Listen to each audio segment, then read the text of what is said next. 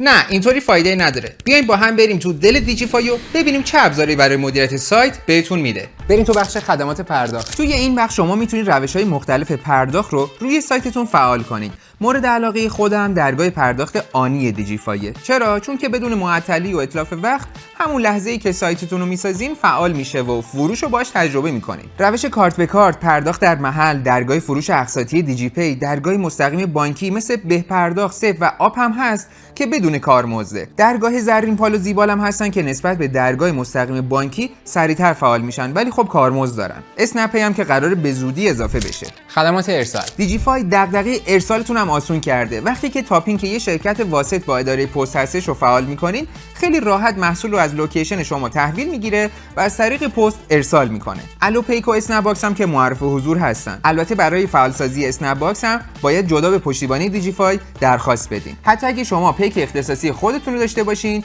یا میخواین خودتون با پست یا هر روش دیگه‌ای سفارشتون رو بفرستین، کافیه بخش ارسال شخصی رو پر کنین. تازه اینم بگم که اینجا میتونین گزینه‌های پس‌کرایی و پرداخت در محل هم تعریف کنین.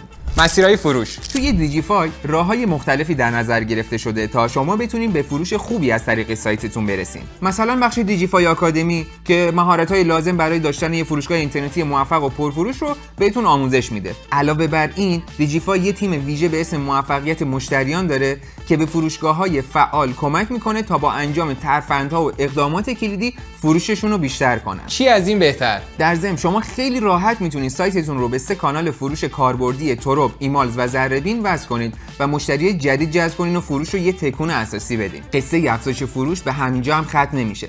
بستای افزایش ترافیک دیجیفای رو میتونین از داخل پنل تهیه‌شون کنین یا اگه بخواید میتونین از بستر یکتانت برای تبلیغاتتون استفاده کنین. اضافه کردن محصول همیشه حساس و وقتگیره. ما سعی کردیم چند روش آسون رو براتون در نظر بگیریم. مثلا اگه محصولی که میفروشین توی دیجیکالا هست، با یه سرچ ساده میتونین با تمام عکس و محتویاتش به سایتتون اضافه کنین. مثلا من اینجا زدم آیفون و اولین گزینه که میزنم میبینین که تمام اطلاعاتش بر من اضافه شد. جالب‌تر هم میشه. احتمالاً خیلی از شماها همین الان هم دارین محصولاتتون رو از طریق اینستاگرام میفروشین. میتونین مستقیم محصولاتتون رو از اینستاگرام به سایتتون اضافه کنین. همیشه با گذاشتن لینک پروفایلتون به شکل گروهی ادشون کنین. همیشه لینک یه پست رو بذارید و توی چشم هم زدن پست اینستاگرامتون تبدیل به محصول توی سایتتون میشه. اگرم خواستین میتونین محصولاتتون رو تکی یا گروهی به صورت دستی تعریف کنید. بریم تو قسمت چت آنلاین. تصور کنین مشتری موقع ثبت سفارش یه سوال کوچیک داره که میخواد از خریدش مطمئن شه. دقیقاً مثل دایرکت اینستاگرام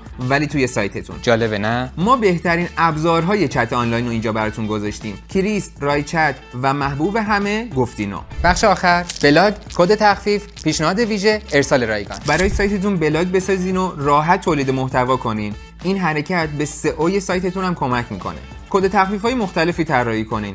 محصولات خاصتون رو توی پیشنهاد ویژه قرار بدین و حتی تعیین کنین که به ازای چه مبلغ خریدی ارسالتون رایگان باشه. باورتون میشه همه اینا رو میشه با گوشی هم انجام داد؟ دیجیفای کامل‌ترین ابزاریه که میتونین باهاش سایت بسازین.